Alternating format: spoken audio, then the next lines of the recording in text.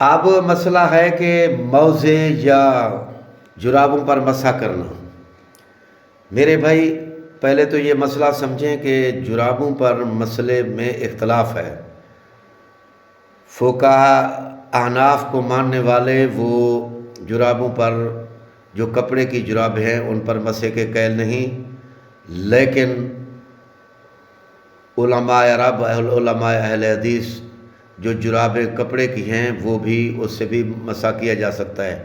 پہلے تو سمجھیں مسح کس وقت کرنا چاہیے؟ جب وضو کر لیں، یا اب جس مسلک سے ہیں آپ ان پر اعتماد کریں، وہ دونوں علماء ہیں، اللہ ان پر رحمت رحم و کرم فرمائے، ان کی تحقیق ہے، میں تو دونوں کی تحقیق کو مانتا ہوں، اللہ ہم سب کو ان کا ادب و احترام کرنے کی توفیق دے۔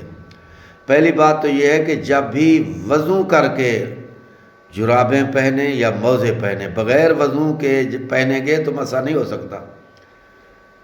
نمبر 2، اگر گھر میں ہیں تو اس میں ایک دن ایک رات،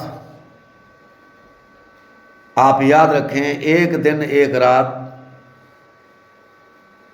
مسح ہو سکتا ہے، 5 نمازیں پڑھی جا سکتی ہیں، باقی وضو پورا ہوگا۔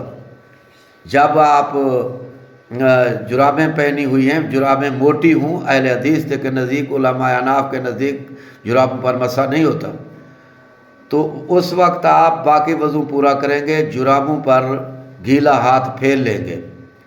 لیکن اگر آپ مسافر ہیں، مسافری سفر میں بھی اختلاف ہے، علماء اہل حدیث کے نزدیک 21 کلومیٹر پر جس کا ارادہ ہو سفر کرنے کا وہ مسافر بن جاتا ہے۔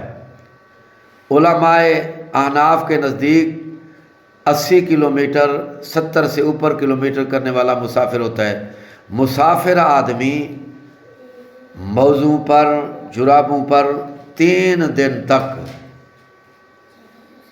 جب بھی اس کا وضو ٹوٹے گا، اگر اس نے وضو کر کے پہنے تھی، جرابیں پہنی تھی، موزے پہنے تھے، تو وہ گیلا ہاتھ باقی وضو پورا کرے گا، اپنے پاؤں کے اوپر سے گیلا ہاتھ پھیرے گا، تو اس طرح اس کا مسح ہو جائے گا۔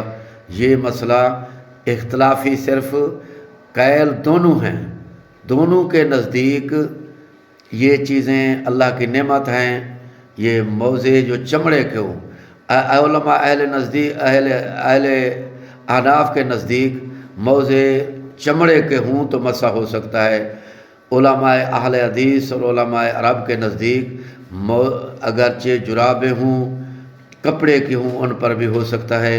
اللہ ہم سب کو عمل کی توفیق دے۔ یہ مسئلہ اس لیے میں نے عرض کیا ہے، آپ جن علماء پر اعتماد کرتے ہیں ان